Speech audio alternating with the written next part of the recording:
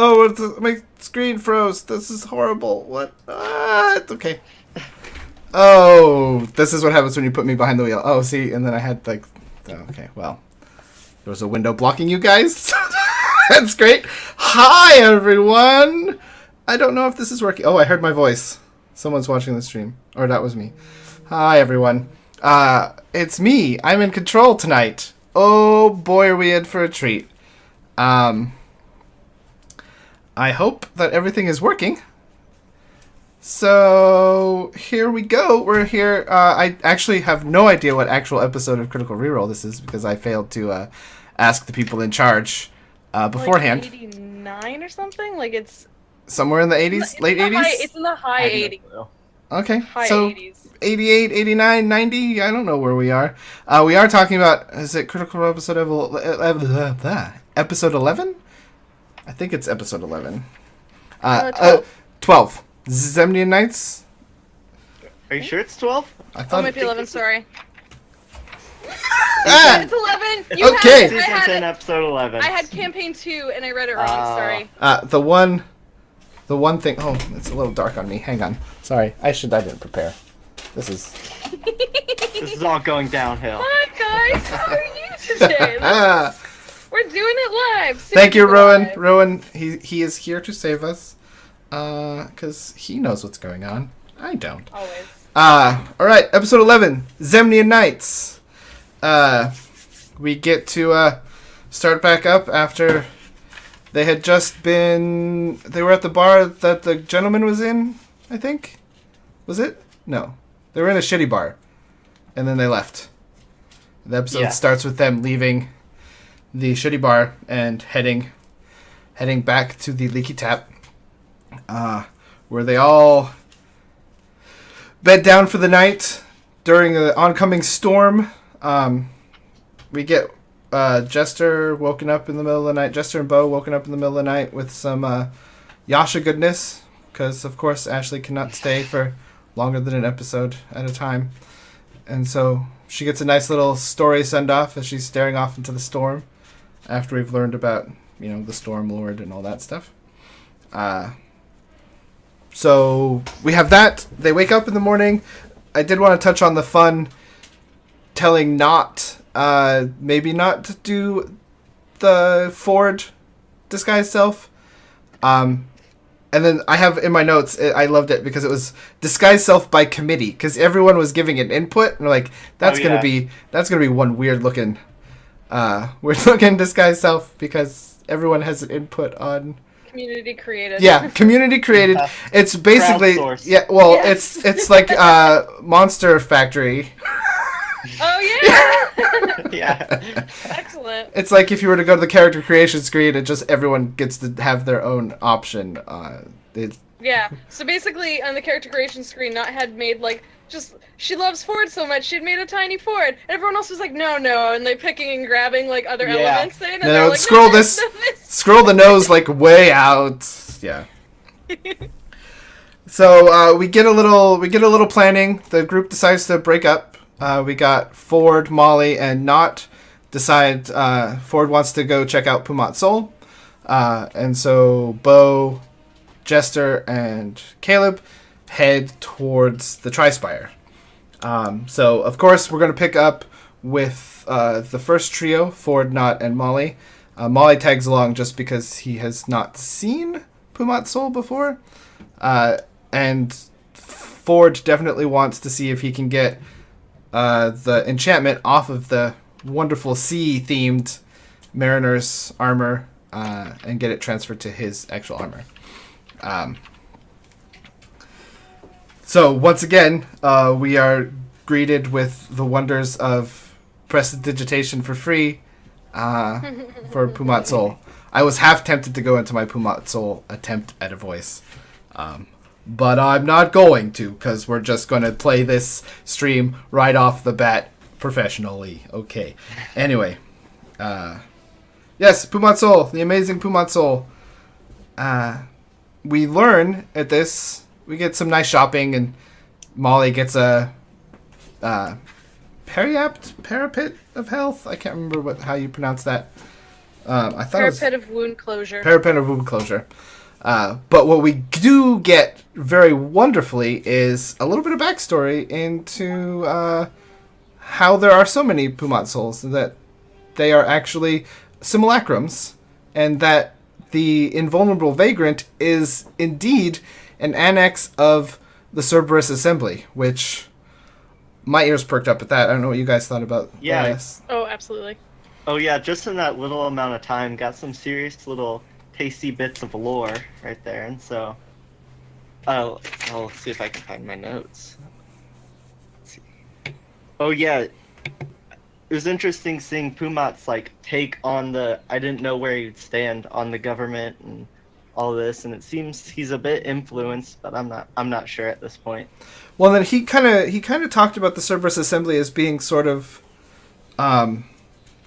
like the law of the magics, the law and order for Rexentrum or for the Dwendalian Empire. And Rowan just made a comment, like, curious about how y'all feel about the Cerberus assembly. Because they seem, I don't know.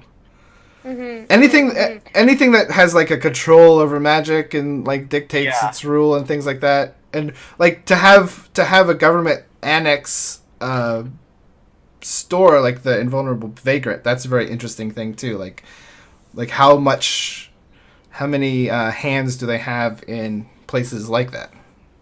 Yeah, and how much control do they have over like Pumat and like what he does and stuff like that? Because I feel like Ford was trying to very gently figure that out. He was like, so, like, you, like, work with them, or you make them stuff, and do they come in here? I think he was specifically trying to see if they could find a way to, like, follow them or something, or find out more stuff about them, and I love that, Ford did that, because, like, I'm freaking curious, but definitely, like, Pumat being like, oh, they just send in their orders, and I make it for them, so it's like, how much...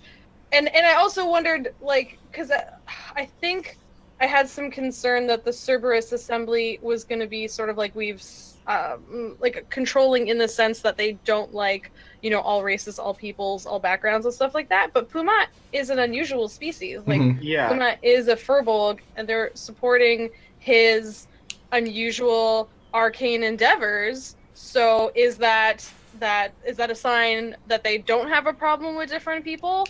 Or is it a sign that they just want control of very strongly magic people? Mm-hmm. Well, it's also very interesting that as being part of the annex, that they made those simulacrums for him.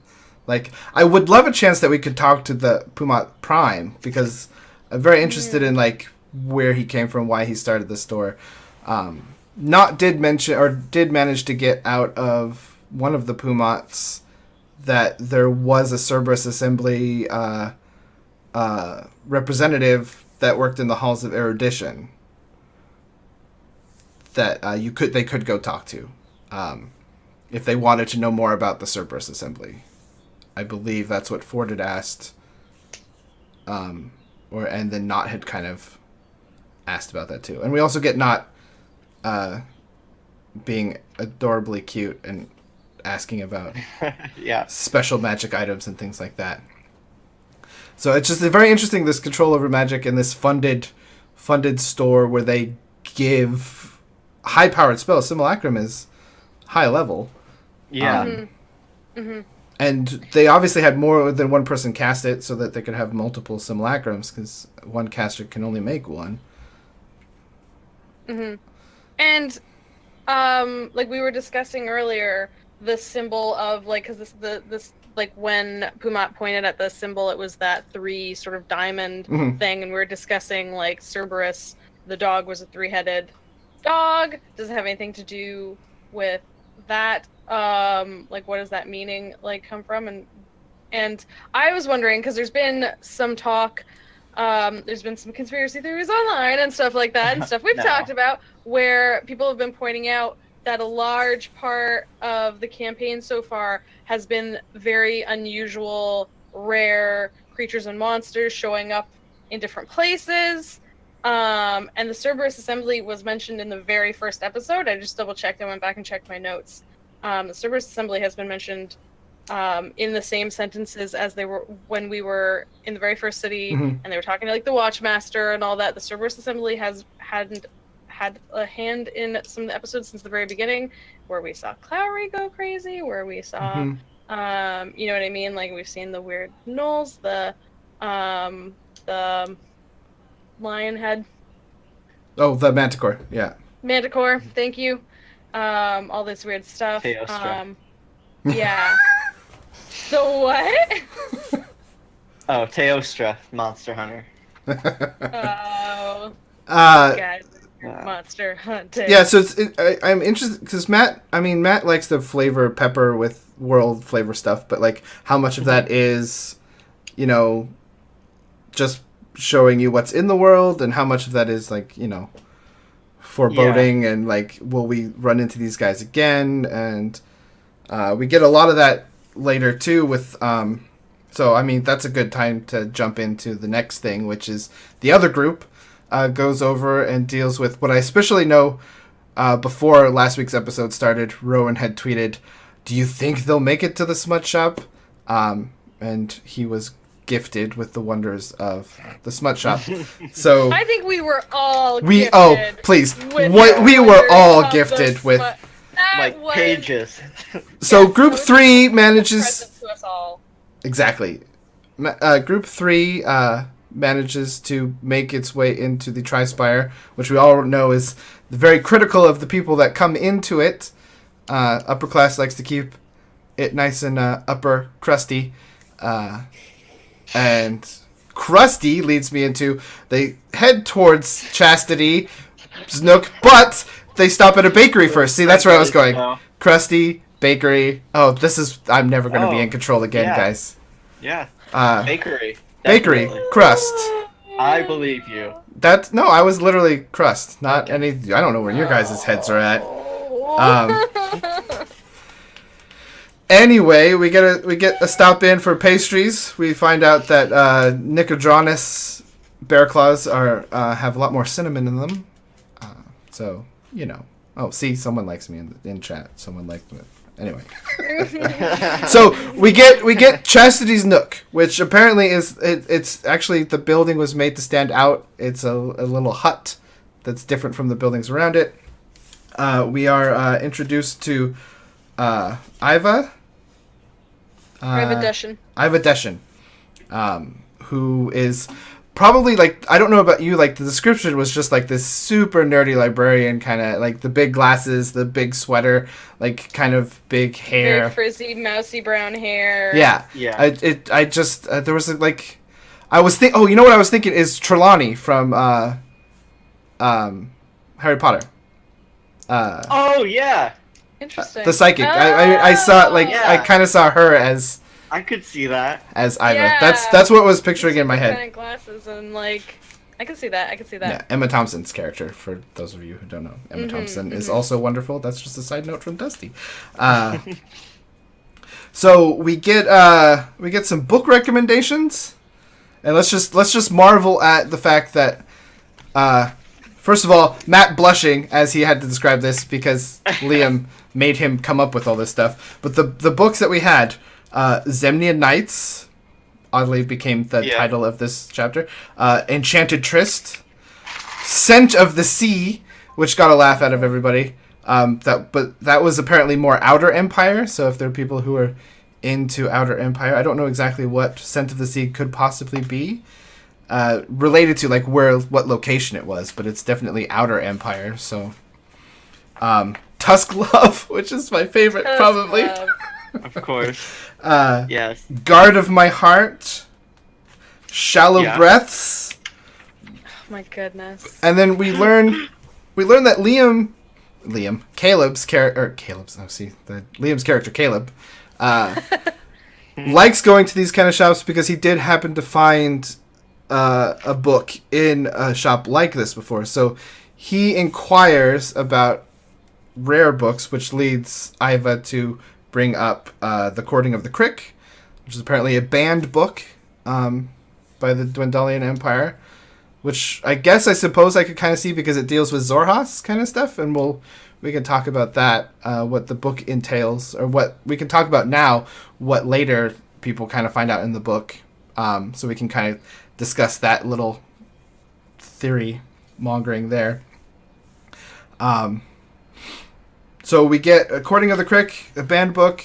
It's not exactly what Liam was looking for, but we do get the wonderful phrase edubation, because he doesn't like just smut. He likes smut with shallow smut. Historical lessons in it as well, which apparently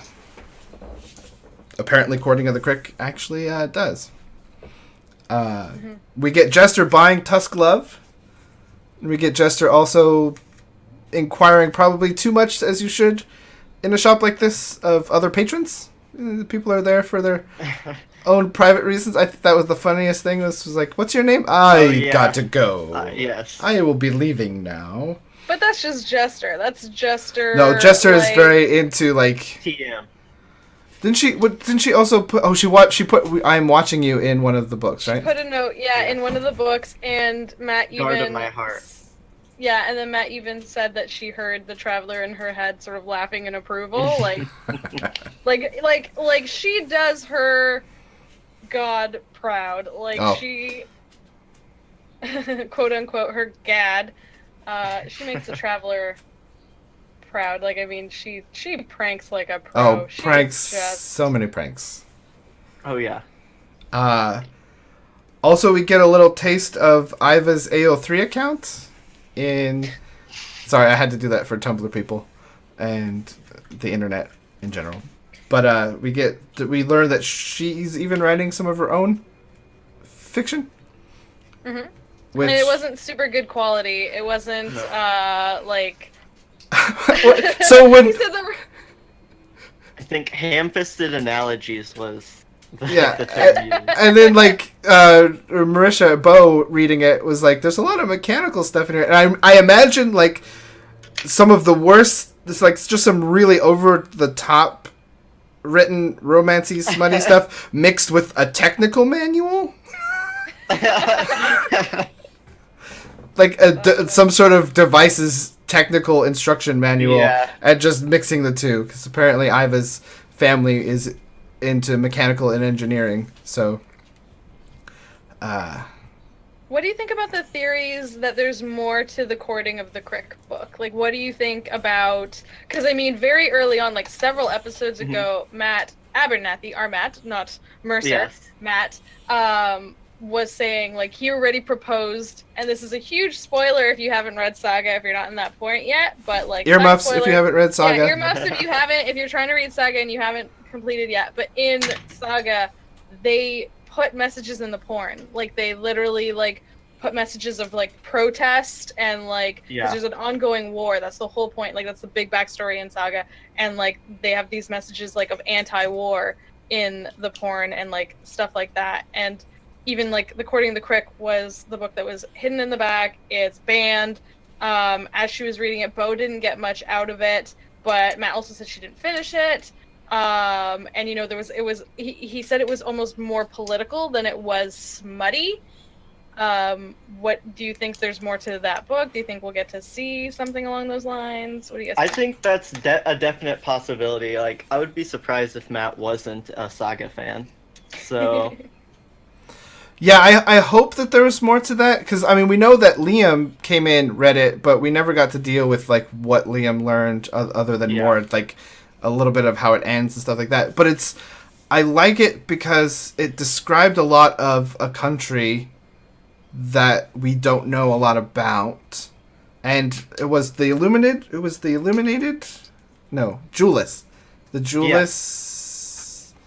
Yeah. Like, it wasn't the Dwendalian Empire, was it? It was the Julis something that they kind of... Jorhas. And Jorhas. Well, and Jorhas, because it was the general from the Julis Dominion. Thank you, Rowan. You're a lifesaver. Yeah. Which we learned... Wasn't that the helmet that we learned was a government that was sort of absorbed by the Dwendalians when they found the helmet in the graveyard or whatever?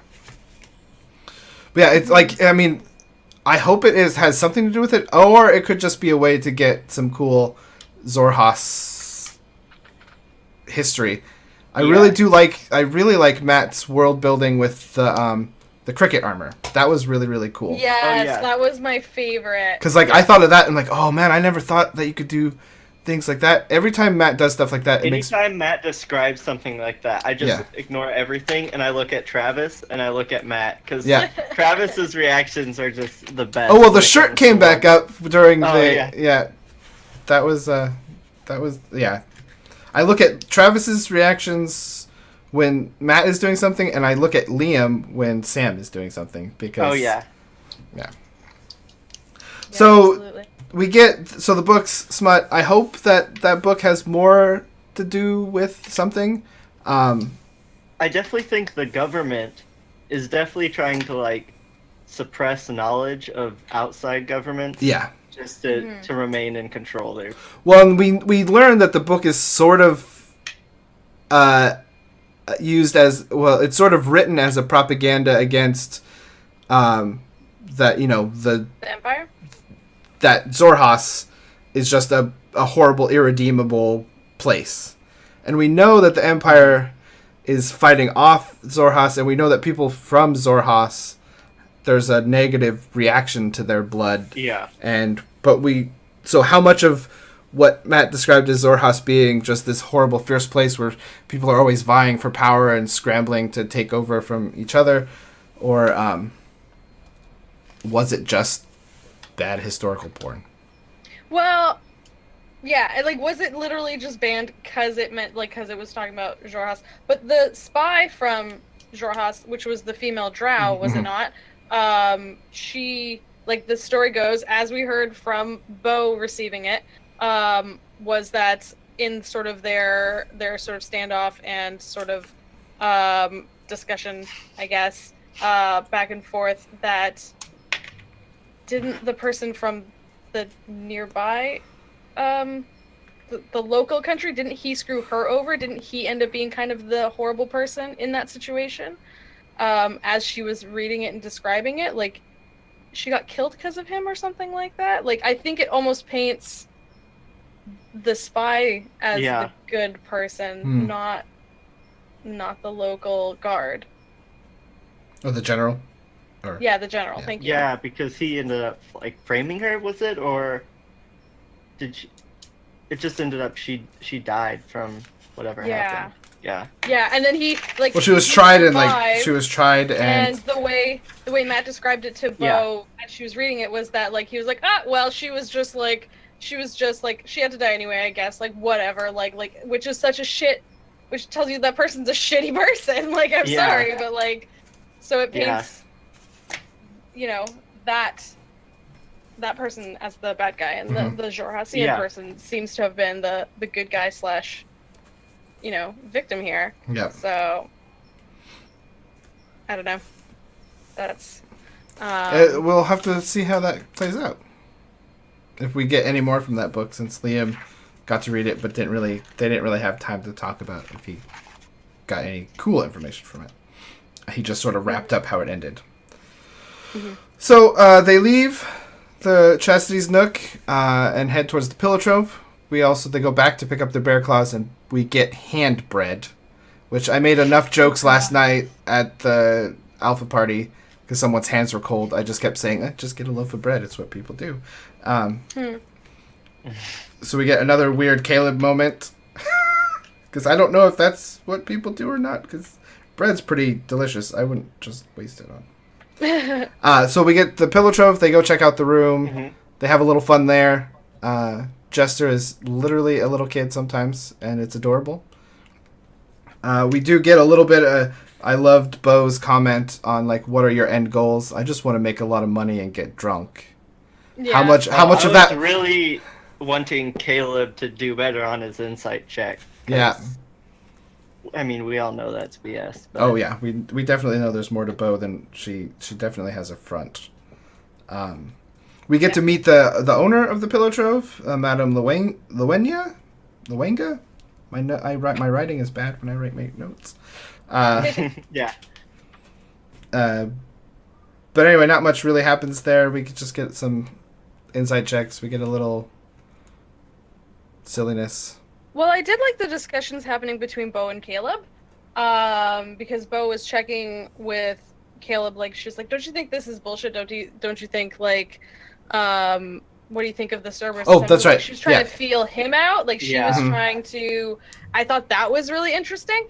And I was really expecting, from what we've seen of Caleb, like, he seems very anti-establishment. He's always like, well, fuck these, like, rich people type sitch, and, like, let me put mud on my face. Like, you know what I mean? Like, F everyone else. So I was really expecting a more negative response from him, to be like, yeah, I was expecting him to say something But he's just more. like, what do we do? Exactly. He was like, well, it is what it is. Like, whatever. Like, there's nothing you can do about it. Like, so who kind of cares? to that Like, defeated point. Mm-hmm. yeah, and I thought that was really interesting, because I really expected more from him. But then, like you guys said, Bo was like, well, I just want to, like, find money and drink alcohol. That's all I want in life. Like, there's nothing we can do. So, like, is everyone in the party just, like, defeatist against... Yeah. See, I don't think Bo is really defeatist. Like, and really, I don't know if Caleb is, but I think Caleb's just been, like, knocked down a lot more at this point. And Bo still has a fire in her. Mm-hmm. Yeah, and the Empire kids seem definitely to have a little bit more of that, not necessarily knocked down, but in general, because we don't know where Nott is actually from, really. She seems to be an Empire something, but definitely Ford and Jester, not as much Empire dealings as the kids. Kate said Caleb is a spy. Yeah. Oh man, there's so many things that could happen. that would be really good. Caleb, I can't deal with. Oh no, we can't. Just playing a long game on all of us. Like, and we get this episode. He definitely does a little bit more about, like, I don't trust. Like, for a while he was leaning towards, oh yeah, we should hang out with these guys. They could keep us safe, and definitely he's going back the other way again, where he's like, I don't trust any of you. I was like so sad when Nott was just like, I don't trust them anymore. Yeah. Which, I mean, she doesn't have reason to. They locked her in a room, but... Yeah. So, they all end up heading back to the leaky tap. We get Bo and Ford do a little recon before the meeting, because the whole point of them is that later that night they're going to meet up with the leaders of the Knights. Shoot. Oh, where is it? Knights of Requital. Knights of Requital, thank you, Jess. And talk about their plan. So Bo and Ford scout out the back, find a second cellar, and a mystery skeleton, which apparently was in there for a while. Like, that was, like, just pushed up against the barrels. Like, someone just died in there and they just left him. And they kept rolling so bad in that whole endeavor, because, like, Nott broke her thieves' tools originally, and then I had to give her a separate set of thieves' tools. They finally get downstairs, do crappy perception. They did a crappy perception check to find that. I think they only had like a 9 or something. And then, so was there something else they were supposed to find? Yeah, what else was, like, did Matt have something planned down there, and you will never know? And then they found this stupid room instead, and they go down, they try and roll a medicine check to be like, why is this thing dead? We don't know! Like, no idea. Like how was that even the leaky tap cellar? Was that someone else's cellar? Like, because it was like, because it was such a bad roll. Did they actually accidentally? They lockpicked the wrong cellar. Yeah. I mean, because, like, if that was the leaky taps and they're pulling beer out of there, why is there a dead body in there? Like, that was like a super, like, mystery thing that I missed the first, like, when I was rewatching it this morning. I'm like, wait, I don't remember there being a skeleton. Like, I'm like, okay, that's a dead body that decomposed to nothing. Like, there's got to be something to that story.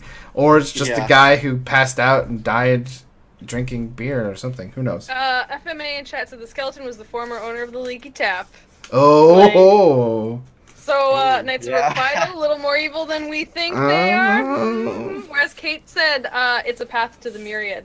So you have to, like, the skeleton in the right way? What do you guys think here? The secret entrances to the clasp in Iman kind of thing. Yeah. That would be kind of cool, too. That would be kind of cool. And we know the myriad has some activity in Wildmount. Not so much in Dwendalian, but trying to, perhaps.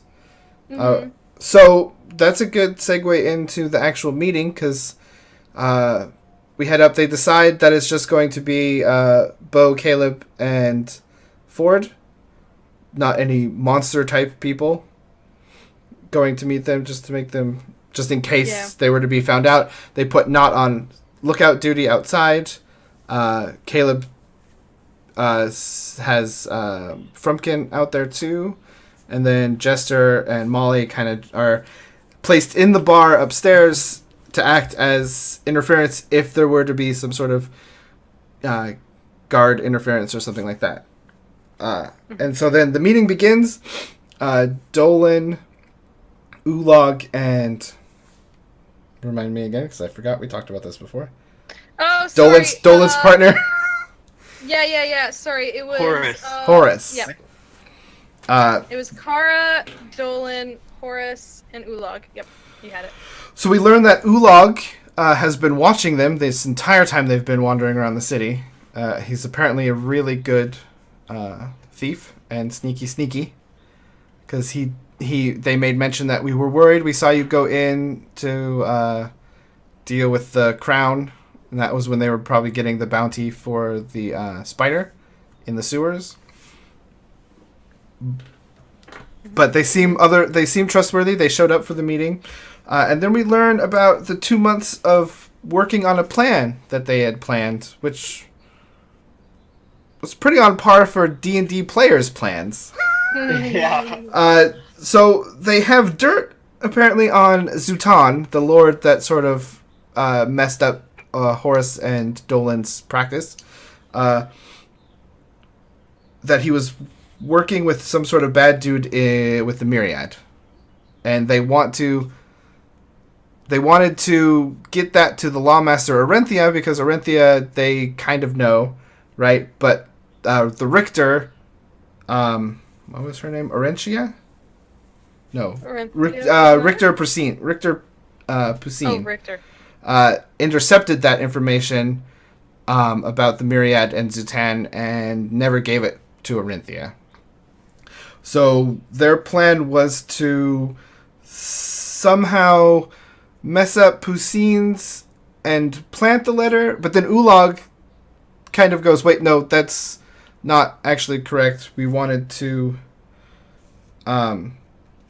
we want someone else to find the letter. Like, it was very... And we talked about this before, but was that Matt saying it wrong and retconning what he was supposed to say, or was that actually RP of Ulog and them, like, showing the group that their plan isn't really a plan, or it's not put together well?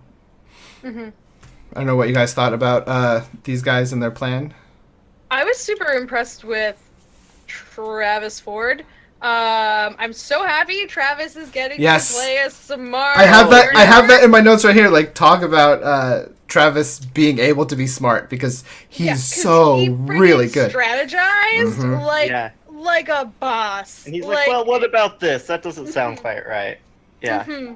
Like he was like, let me just poke a few holes in your plan here. Like, and, it was such Travis coming from the background of, we've been making bad plans for the last 3 years. Let me just give you some of my insight right here. Like, and just threw together that, like, how about we do this instead? It was so good. And like you're saying, like, I don't know whether it was Matt leaving it up to them to decide on a better plan, leaving it up to them to realize maybe they should do something better. Like, I don't know, or if it was just, you know, like you're saying, I don't know where that was coming from, but I love that Travis jumped in and fixed it. Like almost right off the bat, he's like, won't that just make them get rid of Zutan if you, like, point this out? Like, obviously, if the High Richter is as bad as you say she is, she would just make that problem and any connection to her disappear. Like, this isn't the best plan right off the bat. So they sort of kind of reframe the plan a little bit with a lot of help from Ford. That the evidence they will plant will be against the High Richter, and somehow they'll get, like, the whole point is to get the High Richter in trouble. so that Dolan can ascend in the way that the Empire just kind of puts the next person in charge.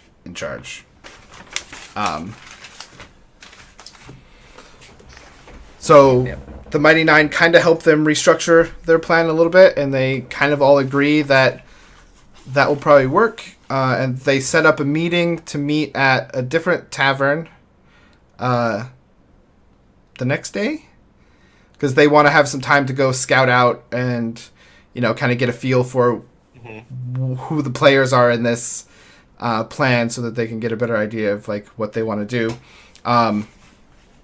After the meeting, they have Nott follow after Dolan and Horace, who she kind of overhears them have a little bit of a tuffle. Yeah, I felt that way too when Matt was describing like a heated argument, and was it Horace that was ended up like sobbing at the end or whatever? I don't know, but it just seems. I know it's just. Them, and it was just. I know it was. These two characters, I already love them as their partners, and they're just like crying together, and I'm like, I was so like. I know, like the one, like we learned, as Dolan kind of explained it, that Horace, because of Dolan's position, Horace literally took the fall. It was his choice to take the fall, and I'm just like, oh, this couple, I just love them so much. I love them. I just hate that all these bad things are happening to him in this horrible empire. I'm like, just move to Taldori. Things are so much better. Okay, anyway. It better not turn out that the Knights of Requital aren't the good guys, because I'll be really upset. Like, well, that's another thing too. They asked the Knights of Requital to. Was that later, or was that during that meeting where they said, "Hey, change your maybe we should frame." That was in this meeting. Because in this meeting, when Travis was changing the plan for them, he was like, "How attached are you to the name?" Yeah, because they already had a couple members that were being watched, right? So he kind of wanted to throw Richter into the Knights of Requital thing. Yep. So we get during the meeting, or after the meeting, Ford is... Well, sometime in that episode, Ford is very interested in why Nott is going through his things. Because Molly definitely tells Ford that he caught her going through his things. So we get the next big thing that I want to talk about, which is every single episode we seem to have a new conspiracy about one of these wonderful messed up Mighty Nine. And we get the one person that I'm very interested in backstory wise, because we haven't had much. We did have her willingly offer to sell out her goblin clan in during when they were back in Drossenwald, during the kind of the big end of that arc where they're going through their little mini trial. So Travis and Taliesin, as Molly and Ford, set up a nice little trap. A pile of buttons with a gold gem-encrusted flask. And they hide, which almost didn't happen, but I didn't realize that Nott's passive perception is so bad. 10. Yeah, so low. So she definitely has a big hit to wisdom there. So she misses. They all stealth successfully, and I think my favorite thing that Sam does as Nott is her reaction to getting trapped or something suddenly happens. It's just instant, like, I'm gonna kill you all. Yeah. No matter what character he plays, he manages to get the affectations and the gestures of a character just perfect. So Nott is caught. J'accuse happens. And we instantly get Nott like, you come from the sea. I just love the taste of the sea, which is like shrimps. Like the taste of the you're a sea man. I just want a taste of the sea. And she should have got that sea romance novel. The Scent of the Sea. The Scent of the Sea. So that is easily picked out as complete lies. And Molly decides to use Devil Tongue. And Nott fails the save and is charmed. And when like Sam asks Matt about what exactly happened, Matt says, you see these guys as like trusted friends, and she just starts spilling out some stuff that I don't know how you guys thought. So the big reveal is that she wants the letter for Caleb. She needs him to be powerful. She needs to be safe. She needs to be powerful so he can keep her safe from apparently all sorts of dangers. And that there's a few people that she has to worry about, especially up north. She needs his magic, and as she quotes, he could change me, like, from what she is. And what's fun about that saying is you could read a lot into that, and my tinfoil hat beacon just went crazy, like, because one way you could read it, like, she wants to be changed because she knows what, like, the goblin thing just is not. And we get a nice little tidbit from Ford, who talks about how he understands wanting to change. We get the wonderful, I did my own dental work, which... Yeah. there's two people in this stream right now who are just like, because we want Ford to be crazy, half craziness. But it's also just sad. It's also just like, that whole scene is just... It's just so, like, that, that whole, like, they know they're, like, monstrous people, and the rest of the world sees them as, like, monstrous people, and the fact that Ford had to, like, change himself to make himself look semi-presentable, and that Nott knows that she's a monster, and 95% of the people see her as a monster, and it's just, those two characters have a lot, and I think that's why I like monster races and playing monster races too. Is like if you have a monster race that's trying to be like better than what the rest of society sees it as, it's a really nice just kick in the gut kind of. You can have those chances to just kick people in the feels. That's true. But yeah, like you're saying, like, I feel like Ford really felt Nott in that moment, and, like, I love that he put it so simply. Just simply said, like, I did my own dental work, and, like, it's like, did he, like, file down his tusks? Did he rip out his own tusks? Like, what did he do? And no matter what, it's horrible! Yeah. Mm-hmm. I don't know if you saw an art, like, I don't remember who arted it. Oh, and it was just the hand? It's just the hand holding the two tusks, like, ripped out by the root, and I'm just like... That's visceral indeed. So if you guys want to talk, I do want to mention, Jacob, you had the tweet from our wonderful Rowan. I don't remember if you had that still up. So I don't know if you guys want to talk a little bit about your crazy theories for Nott and what is she running from and what is after her. But I do want to give a shout out right now, and we'll bring this up. Rowan on Twitter, Hazywood in the chat. He had a wonderful crazy theory. I just eat it up. Jake, if you... Alright, this is amazing. And okay, what if not the goblin is not a goblin after all, and this is one big fucking long con spun by Sam Riegel. And then goes on the thread and says, Nott is the heir to the Dwendalian throne, and the reason she wants to be changed before going up north is because Regzentrum, the capital, is up north. End tweet. Yep. Damn. Drop mic! Yeah.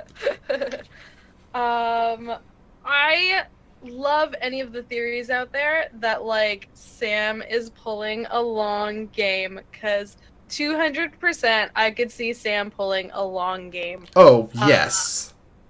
Yeah. There was another element to it, like to this similar theory. I can find it. Yeah, there's another element to it. I'm just going to paraphrase because I don't have the exact same thing. But it was basically that when they were creating their characters, Liam and Sam, like, Liam gave Sam two options. He was like, either we could do this or we could do this type thing. And Sam went with Goblin, obviously. But what if part of Sam's long game was was that Nott is going to end up being Liam. just trolling Liam, and it's going to end up being both those things. Like, I'm not going to choose one of those. I'm going to be both. Like, I'm going to like how Sam? Like, it's just Sam Riegel. Like. Mm-hmm. Well, I know like a lot of people had kind of jumped on the fact that maybe Nott wasn't a goblin to begin with, or I think someone had mentioned some true polymorph kind of things, or not true. I guess that true polymorph would do it. Or that Nott wasn't always a goblin. But I love it. I love it. We learned so much in just that little interaction that I didn't expect to happen, and that she's very determined that only Caleb can save her. Because even Molly and Ford were just like, we want you to trust us as much as you trust. She's like, no, it's got to be Caleb. It's only Caleb. It's got to be Caleb. Caleb is the only one that has the potential to be powerful enough to protect me. Yeah. So like, what is after her? And she's definitely she definitely mentioned the farther we go north, the more danger it is for her. She seemed to more ask Matt, like, it's north, right? Because the way she was like, or Sam was like, north? Yeah. The further north we go, the more of an issue it'll be. But, like, also, like, in those, in the early episodes, when we got a little bit of Nott backstory where she was asked about where she came from, and she revealed, like, oh, this is where my, like, tribe is. And the Lawmaster threatened to kill them all, and she was like, yeah, fucking go for it. Like, I don't care. Like, do you think that's because she's not a goblin, or because she just wants to distance herself from being a goblin so much that she has no care in the world that, like, her whole background gets destroyed? Because she's like, that is gone, that's my past, and I want to be not a goblin. Me personally, my preference would be more for the fact that she is a goblin and that she's willing, because I think that is, for me, that's a more like poignant kind of story, that it shows that she doesn't want to be what she is, so much so that she's willing to just, like, she wants no connection to them, like, doesn't even want to be reminded, like, they're just monsters and she is not a monster. And so that, like, for me, that's more where I lean. And Rowan makes a point that it's really interesting that she's convinced that it's Caleb, especially since earlier in the day she literally witnessed explicit evidence of much more powerful mages out there with, when she was in Pumat Sol's shop, and she saw that, or she learned that the Cerberus assembly, like, made... Like, so there's much bigger, more powerful. And we don't know a lot more of, like, how Caleb and Nott became one. Like, what is there that she's just determined to just keep him alive? I honestly like the imagery that, like, going back to this simple trick of the money pot, of, like, very early Nott meeting early Caleb. And him just doing the simple trick of transmutation, of switching this coin, and her getting the image in her head, I can transform, I can be something else. Like, Jess! What if he can change me? Damn it, Jess! She hasn't seen anyone else do anything like that. Like, yeah, oh my gosh. And, like, you think just, like, goblins in general, they don't get to witness a lot of magic and stuff. Oh man, Jess, you just stabbed me in the heart. I just like that. That's the image in my head. Yeah, no, that's really good. Oh my god, that's so heartbreaking. Of why she sees him and his magic, like, even like you're saying, even seeing Pumat Sol and hearing about the Super Assembly, seeing these other people that have other magics, but none of them are Caleb who can do that. Like, do you know what I mean? I feel like it would have had to have been, like, one moment like that, because they both said, like, yeah, they knew each other for a little bit before all of this happened, but they weren't, like, for a super long time together, so... Yeah. Oh, man. Yep. But, oh, gosh. That's the episode right there, guys. Right in the feels. Yeah, right? Just dead. I'm glad. A+ content. Right, so we have them after that wonderful fiasco. they sort of head out to find the Richter. They come up with a plan that they're going to meet the Richter and offer to plea for her help in a thing. They have to go through the sewers because they plan to look... Well, they planned to look poor, but they couldn't do that, so they wouldn't be able to get through to where she was. So we have them go through the sewers. We get a nice little Crown of Madness from Ford on one of the guards. That was kind of messed up. I feel bad for that guard. I feel really bad for that guard, too, because, I mean, he rolled horrible saves, so it kept it in it. It provided the distraction, but I think Liam's joke, or he's like, yeah, he's just going to be 12 inches shorter. And then watching that transfer, because, like, I got it, and then it took a minute for Travis to go, oh, wait, no, you don't, he'll lose his head. Because then Travis was like, oh, no, that's... I mean, that guard is... That guard's not gonna... I mean, he's either in jail forever, or he's... I mean, we know how this empire is, right? Yeah. I also have in my notes, again, which I think I make a note of every time I watch an episode of these Mighty Nine, they are going to get arrested or dead. They're going to get dead. They're going to get so dead. They're going to get so dead messing with... I mean, they keep doing things in this empire that we know is, like, really strict. Yeah. But, so they make it to the Richter. They all dress up as very fancy... fancy people. They all get a... we finally... Nott gets to do her disguised self as the disguised self by committee, her own monster factory, making her not look like a monster. And we get to meet the Richter, who, I mean, I already not a big fan. She makes it say, "Are you attempting to bribe me?" But then is perfectly okay with like favors. Taking the bribes. Yeah. It's well, all about wording. Yeah. So. And who also hates puppies. Oh. Yeah. I'm sorry. Dragging how horrible a person is. Like. I just like literally the most stereotypical like. Yeah, you know, this whole time. Evil, they hate puppies. Yeah, it's Cruella de Vil. They're like, we have a test on whether someone is good or not. Yeah, I'm sorry. Ask her. Laura as Jester, just like, what are your opinions on puppies? Like, just the way she... Yeah. Her characterization and everything. One more just thing. Like, what are your opinions on puppies? Just die. And then I love that they have to play her off as the crazy Yeah. Yeah. Oh, we like, do get... Go ahead. Go ahead.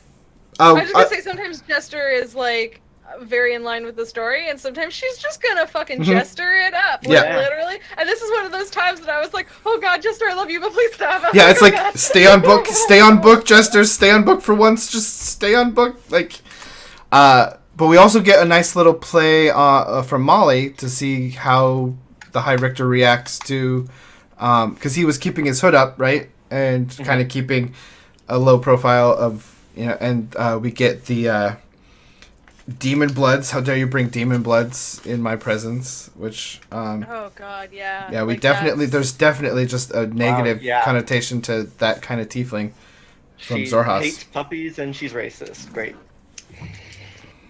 Caleb, I literally have no reference for this note.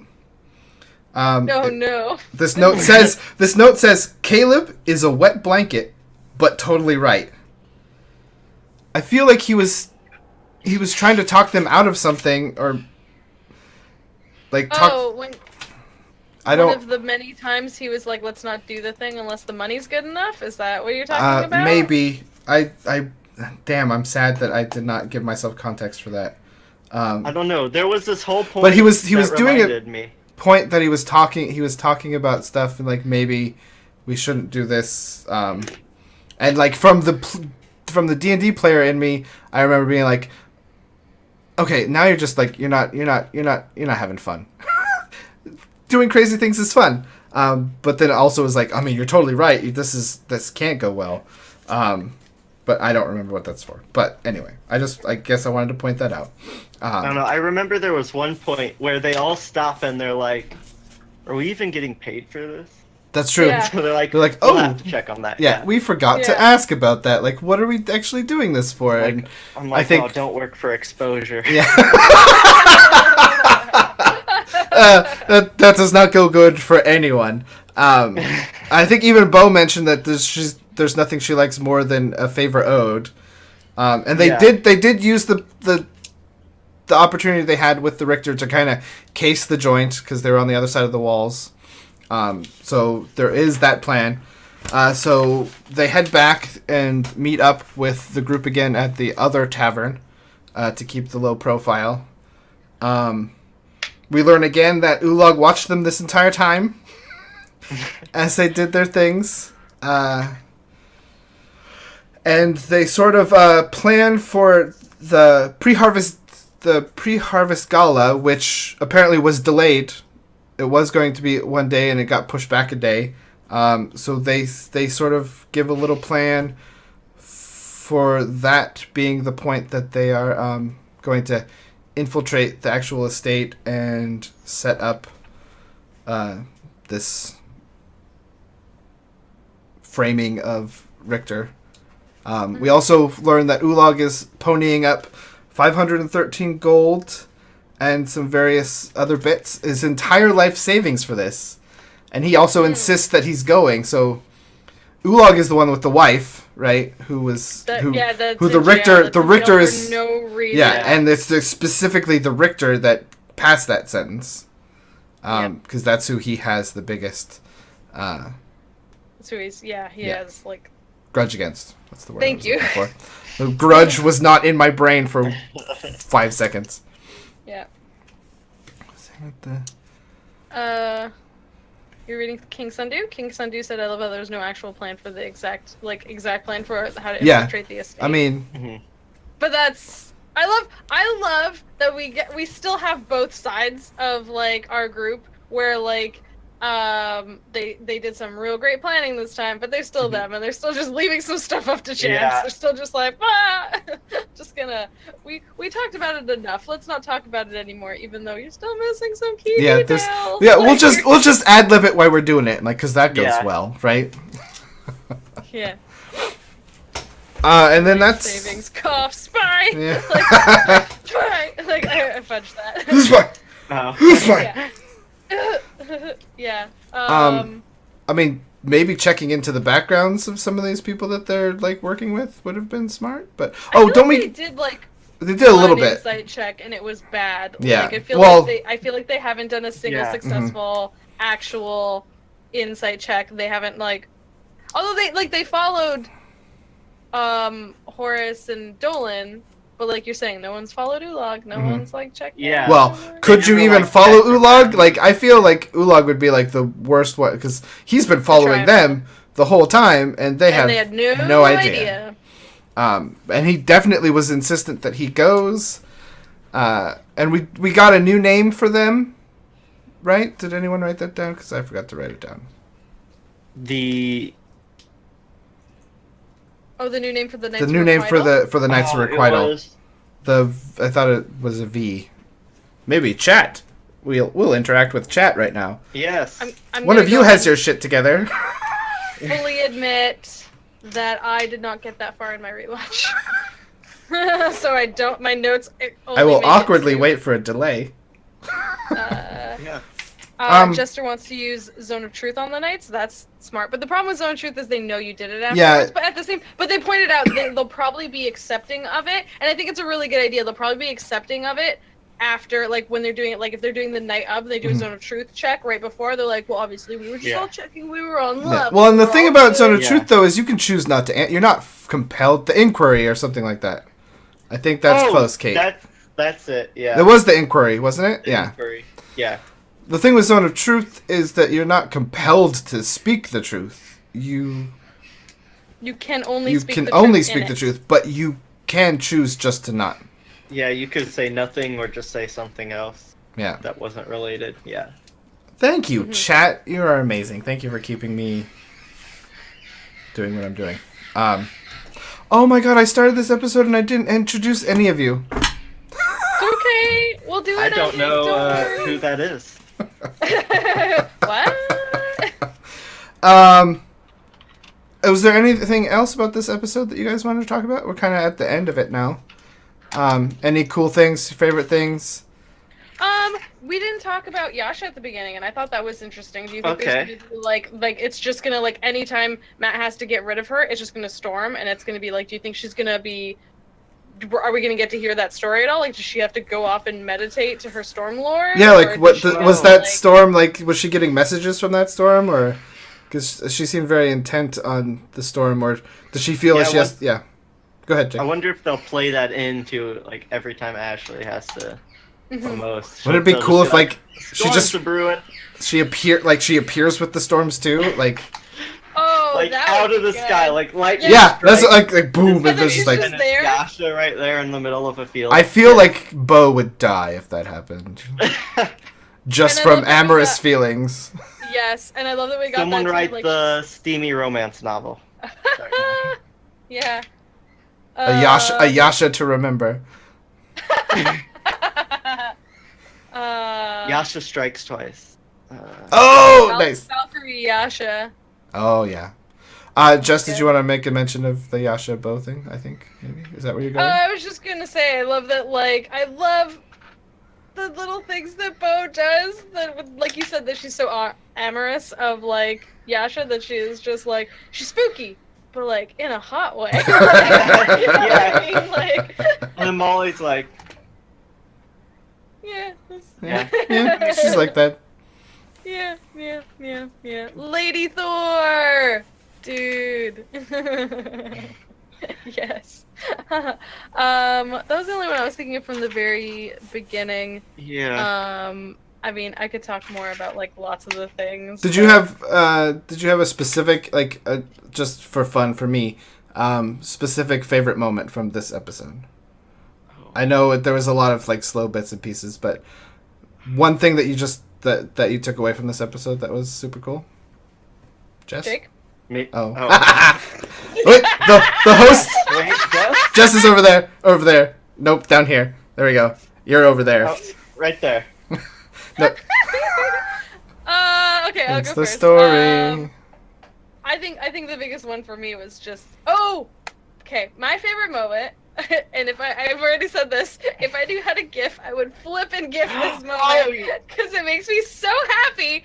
Is just when Nott gets caught by Molly and Ford, and Molly forces her to speak the truth, and the first moment she starts talking about why she wanted the paper, and she's like, I wanted it for Caleb. And you can, like, look at Liam's face, and he's like, oh. And then 2 seconds later, she gets, like, her voice gets, like, all different, and she's like, because he's the only one who can save me. And then Liam's like, Yeah. like, just, like, horrified, and it's just, like, that killed me. I was like, oh my god, that made me so happy, and I love that interaction, and if I could capture it, if any of you guys wants to just capture it, I think that was, like, literally just go from, like, Sam to Liam to Sam to Liam, because it was perfect. That's it. Jake, did you have anything? Yeah, so I just have a few little parts that I was like, oh, my babies. So, like, when they're in the bookstore and Bo is trying to nicely pass off, like, yeah, your manuscript was good. I was just like, oh, I'm so proud of you. You actually, like, pulled off a kind of compliment. And then, Yeah, she did roll really well on that, yeah. Yeah, and then I thought it was interesting when at one point they're just all going to bed and Molly's like praying over his sword, and Ford's like, "Hey, can I join you?" And like maybe we get to see a little bit of character development with that down the line, a little bit of relationship building. But my favorite part, where'd I had it?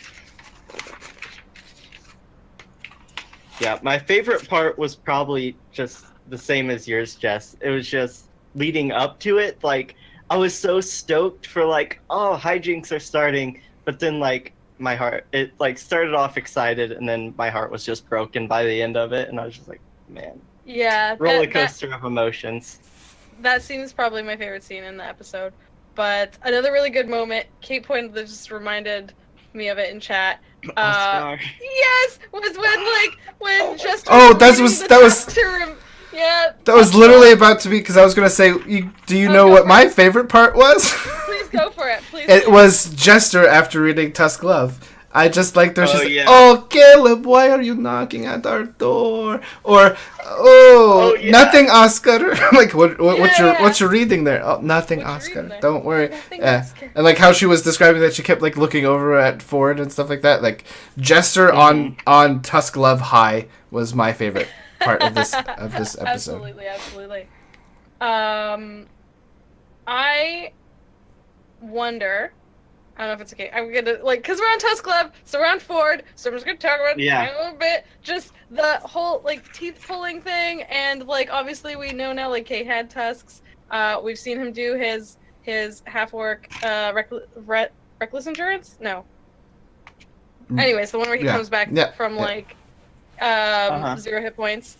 Relentless endurance, I think is what it's called, and then but just the way, I can't get over the fact that, everyone keeps being like, oh, you're so handsome now. Oh, your voice is so nice now. We know that's not his voice. We know that's not his name. What did he look like before? Was he legitimately, more monstrous looking, and now he's handsome? Now he's, was that part of, what he has He mentioned now? he was, stockier. Was he, more of, the orcish, the fiercest orc? You feel, muscly and, fierce, or, Because he said he described himself when he was younger as being, bigger. He was like, I was bigger. So, was he more of the traditional, big orc, and now he's very, like Jester always says, you're so handsome. Everyone talks about him, and literally describes him. That random dude at the bar said he was handsome. Is he now this, much more beautiful humanoid looking, what he wanted to be? Was that part of what he really wanted? Sort of how Nott wants to not be monstrous anymore. Oh man, I mean, we could talk about Forecast all the time. Sorry. And I wonder, if he is an orc, I don't know if he magic to change himself or what, but if he ripped out his tusks, he's obviously not getting them back. But if they're just filed down, he'd have to do that often. Yeah, he'd have to do that often. Yeah. FMA makes a nice little comment because Laura wants Ford and Jester to be together, and I'm like, I definitely want Ford and Jester to be together. I actually don't, but that's fair. I don't hold it against anyone that does. I think that's more part of me is I want to see Laura and Travis. They're very cute together. That's just my Laura and Travis fandom. Because did you see even when she was eating that cake and she passed it around and passed what little was left over to Travis, and I was just like, oh, I love them. But that's just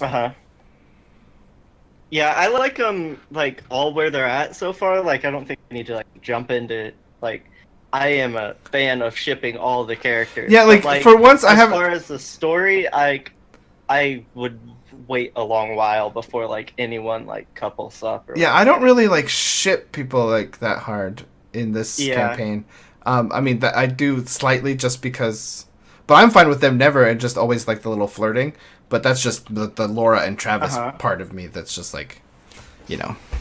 oh, King Sundew, oh man, please. What do you say? Or he died while drowning and was reincarnated into a half orc and ripped out his tusks in anger. There's a crazy tinfoil hat. I don't have my tinfoil right next to me. Otherwise, I'd offer you my. Was he handsome before, and then seeing himself monstrous now? He was now I'm hideous. Man. And so now, all the reassuring from Jester is just that, he can't see himself that way. He's the Beast. Oh no! Well, I think we're gonna leave it at that emotional, horrendous ripping of all of our things, just because. Oh man, I love this. I'd like to thank the people who let me be in charge today. That would be Abernathy, and I would like to thank my lovely guests. If you guys want to introduce yourself for the first time, for the last time, because I am horrible at this. I am Jake. I'm Jacob Honey on Twitter. I'm Jess at go_JG on Twitter. And I'm Dusty at GeoNerd. And this has been Critical Reroll of episode 11, Zemnian Nights. And I hope your night is filled with as much romance as the Zemnian Nights are. As the stories in the Chastity's Nook. Yeah, I should have. So bad. Well, now it's awkward. But y'all come back now. You hear? Oh, who puts me in charge of these things? Bye, everyone.